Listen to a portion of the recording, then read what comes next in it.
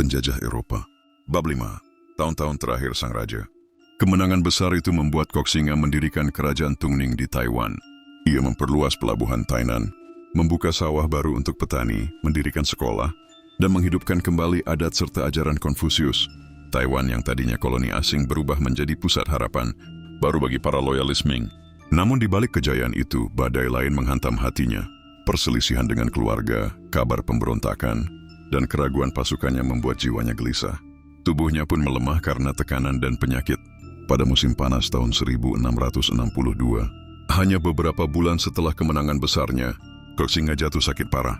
Ia terbaring di istana kecilnya di Tainan, tubuhnya kurus, namun matanya masih menyala penuh semangat. Aku belum mengembalikan Ming, tapi biarlah Taiwan menjadi pondasi.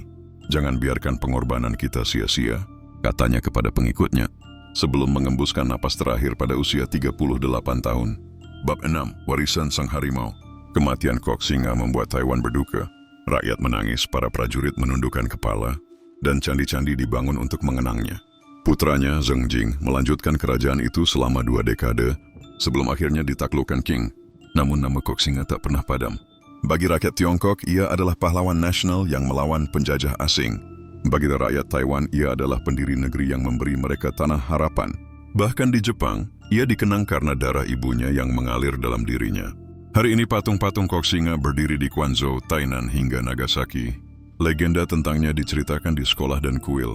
Ia dikenang bukan hanya sebagai seorang jenderal, tapi juga sebagai raja tanpa mahkota, pejuang yang memilih setia meski kalah, dan harimau laut yang menolak tunduk. Koxinga lahir dari laut, hidup dalam badai, dan wafat dalam kehormatan. Seorang manusia namun dikenang sebagai legenda abadi. Tamat. Warisan Sang Harimau Laut, Zheng Chenggong, Koxinga. Ketika Zheng Chenggong, Sang Harimau Laut, menghembuskan napas terakhirnya di Tainan pada usia 38 tahun, ia meninggalkan dunia dengan tubuh yang rapuh, tetapi juga meninggalkan warisan yang jauh lebih besar daripada hidupnya yang singkat. Warisannya bukan sekadar sebuah kerajaan di Taiwan, melainkan sebuah simbol, teladan, dan semangat yang tidak padam. 1. Pahlawan nasional Tiongkok. Koxinga dikenang sebagai pejuang terakhir dinasti Ming, orang yang menolak tunduk kepada penjajah Manchu. Ia menjadi lambang kesetiaan tanpa kompromi. Bagi bangsa Tiongkok, ia bukan sekadar jenderal, tetapi penjelmaan semangat juang. Lebih baik hancur sebagai kesatria daripada hidup dalam pengkhianatan. 2. Pengusir penjajah barat dari Asia. Kemenangannya melawan VOC Belanda di Taiwan adalah tonggak besar sejarah Asia. Saat Eropa sedang gencar menjajah, hanya sedikit bangsa yang mampu mengusir mereka. Koxinga menunjukkan pada